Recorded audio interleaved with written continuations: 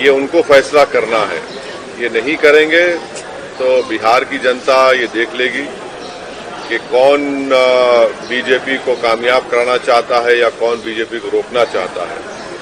तो अब ये फैसला बिहार की आवाम पर है। हम तो अपनी जिम्मेदारी को निभा चुके हैं। कल कोई हमसे ना कहे कि आपने बातचीत नहीं की, आपने फुला नहीं किया। तो हमने तो अपनी तरफ से पूरी कोशिश की और जनता के सामने, आवाम के सामने हमने इस बात को रख दिया।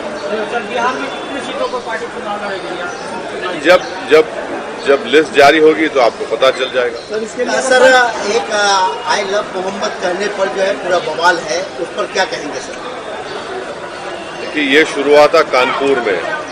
वहाँ के शायद एडीजीपी, एडिशनल डीजीपी ने कहा कि कोई नया पोस्टर नहीं लगा सकते।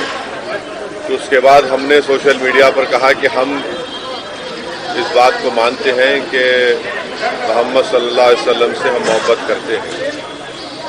हर मुसलमान मोहम्मद सल्लल्लाहु अलैहि वसल्लम से मोहब्बत करता है इसलिए कि उसके ईमान का हिस्सा है।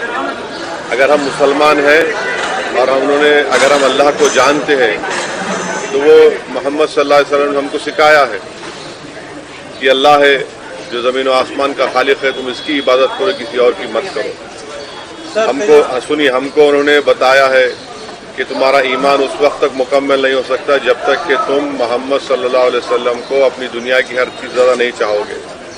ये तुम्हारे ईमान का हिस्सा है। और आर्टिकल 25 में फ्रीडम ऑफ रिलीजन है, तो संविधान में फंडामेंटल राइट है। इसको आप कैसा छीन सकेंगे किसी से? और ये क्या बात है कि नया पोस्टर कैसा लगाया, जो यूपी में क्या गलत है एकदम। सर, विपक्ष का आरोप है जब 5 साल के बाद ही आपको याद आती है सीमांचल का दौरा करने का। पहले सीमांचल कोई बोलता नहीं था, हम ही तो बोले तो उनकी जबान में आ गया पूरा बात। ये पहले तो बोलता नहीं था सीमांचल। और पार्लियामेंट के अंदर, पार्लियामेंट के बाहर हम ही तो बोल रहे हैं सीमांचल के बारे में। ये लोग कहाँ बोलते हैं? इनको सिर्फ चुनाव के जमाने में सीमांचल बोलते हैं। ये खत लिखा है, फिर अख्तर ईमान साहब ने यहाँ के लीडर ऑफ अपोजिशन को लेटर लिखा है। मीडिया के जरिए हमने इस बात को कहा है कि एमआईएम पार्टी अलायंस के लिए तैयार है। और फिर अख्तर ईमान साहब ने अपने आखिरी खत में ये भी कहा है कि हमको अब 6 सीट दे दीजिए। अब ये उनको फैसला करना है। ये नहीं करेंगे तो बिहार की जनता ये देख लेगी कि कौन बीजेपी को कामयाब कराना चाहता है या कौन बीजेपी को रोकना चाहता है।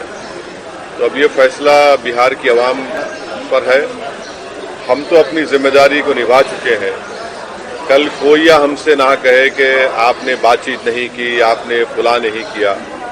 तो हमने तो अपनी तरफ से पूरी कोशिश की और जनता के सामने, आवाम के सामने हमने इस बात को रख दिया।